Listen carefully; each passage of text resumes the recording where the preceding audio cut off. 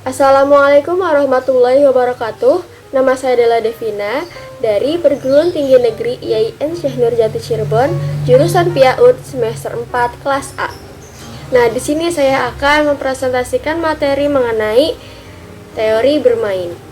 Nah, pertama saya akan memaparkan dulu bahwa banyak ahli yang membahas mengenai bermain menurut riset dan pandangan mereka masing-masing.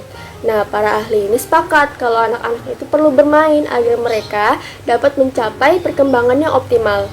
Tanpa bermain, anak akan bermasalah di kemudian hari. Nah, berikut ini ada teori bermain menurut para ahli. Nah, menurut Herr Spencer, menurut dia itu anak bermain itu karena mereka itu punya energi yang lebih. Energi ini mendorong mereka untuk melakukan aktivitas sehingga mereka terbebas dari perasaan tertekan. Hal ini juga berarti tanpa bermain, anak akan mengalami masalah serius karena energi mereka tidak tersalurkan.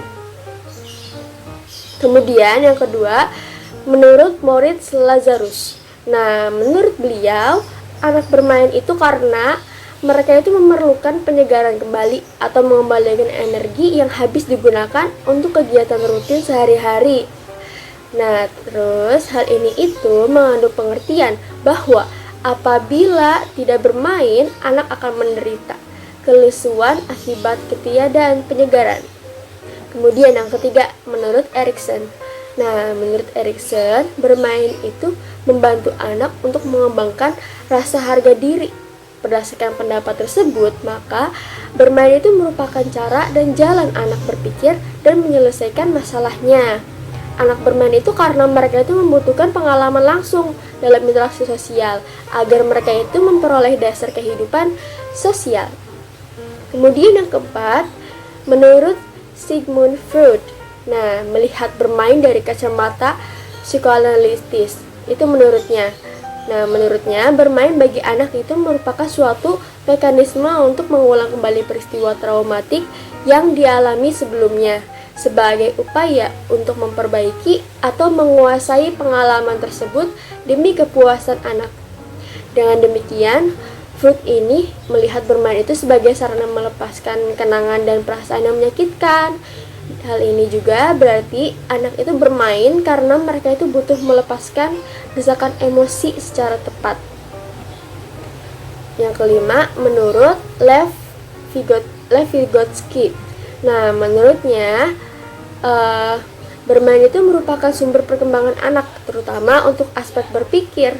Menurut Vygotsky, anak itu tidak serta-merta menguasai pengetahuan karena faktor kematangan, tetapi lebih karena adanya interaksi aktif dengan lingkungannya.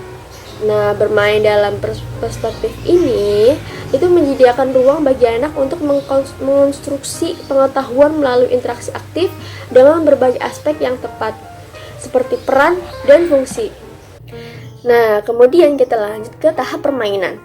Tahap permainan menurut Harlock itu ada 4. Yang pertama, tahap eksplorasi atau exploratory stage. Yang kedua itu ada tahap permainan atau toy stage. Yang ketiga ada tahap bermain atau play stage. Dan yang terakhir, yang keempat ada tahap melamun atau daydream. Pertama-tama kita akan membahas tahap eksplorasi atau exploratory stage terlebih dahulu. Nah, di tahap eksplorasi ini hingga bayi berusia 3 bulan, permainan mereka itu terdiri atas melihat orang dan benda serta melakukan usaha acak untuk menggapai benda yang diacungkan di hadapannya. Nah, selanjutnya mereka itu dapat mengendalikan tangan sehingga cukup memungkinkan bagi mereka untuk mengambil barang tersebut atau suatu barang. Nah, memegang dan mempelajari benda kecil. Nah, kemudian penjelajahan semakin luas saat anak sudah dapat merangkak dan berjalan, sehingga anak akan mengamati setiap benda yang diraihnya. Setelah mereka dapat merangkak atau berjalan, mulailah mereka memperhatikan apa saja yang berada dalam jarak jangkauannya. Jadi mereka itu mulai bereksplorasi sejak dini. Yang kedua itu ada tahap permainan atau toy stage. Pada tahap ini, anak usia 5-6 tahun mulai bermain dengan barang, yaitu dengan mainannya. seperti itu dengan permainan, alat permainan, dan sebagainya. Pada mulanya, anak hanya mengeksplorasi mainannya saja. Kemudian antara 2 atau 3 tahun mereka akan membayangkan bahwa mempunyai sifat hidup, dapat bergerak, berbicara, dan merasakan. Dengan berkembangnya kecerdasan anak, mereka tidak lagi menganggap benda mati sebagai sesuatu yang hidup, dan hal ini mengurangi minatnya pada barang mainan. Faktor lain yang mendorong penyusutan minat dengan barang mainan adalah bahwa barang mainan adalah sifatnya menyendiri, sedangkan anak menginginkan teman. Biasanya tahap ini terjadi pada usia prasekolah. Anak-anak di taman kanak-kanak biasanya bermain dengan boneka dan mengajaknya bercakap atau bermain seperti layaknya teman bermainnya. Kemudian yang ketiga itu ada tahap bermain atau play stage. Nah, tahap bermain ini biasanya itu terjadi pada anak usia 7 sampai 11 tahun dan biasanya terjadi secara bersamaan dengan mulai masuknya anak ke sekolah dasar. Setelah masuk sekolah, jenis permainan mereka itu sangat beragam, bertambah banyak dan bermacam-macam. Pada mulanya, mereka meneruskan bermain dengan barang permainan, terutama bila sendirian. Selain itu, mereka merasa tertarik dengan permainan, olahraga, hobi, dan bentuk permainan lainnya.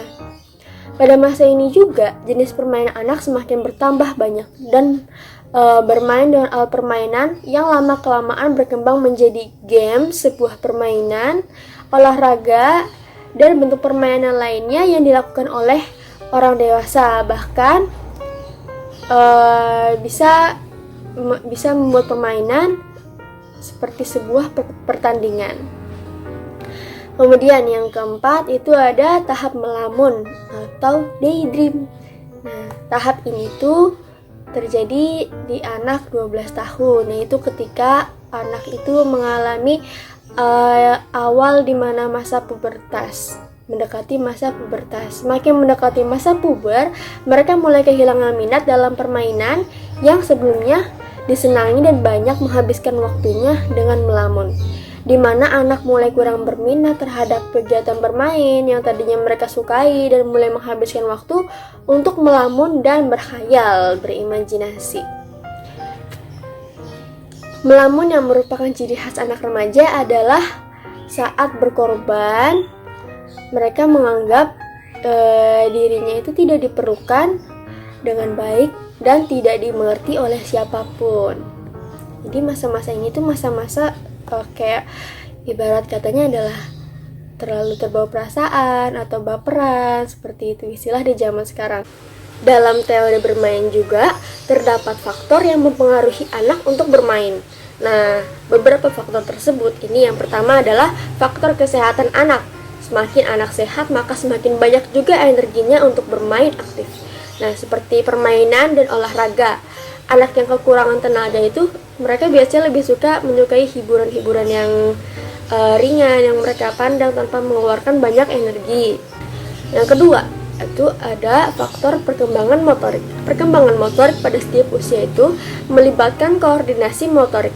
Apa saja yang dilakukan dan waktu bermainnya tergantung pada perkembangan motor mereka. Pengendalian motorik yang baik memungkinkan anak terlihat dalam permainan yang aktif.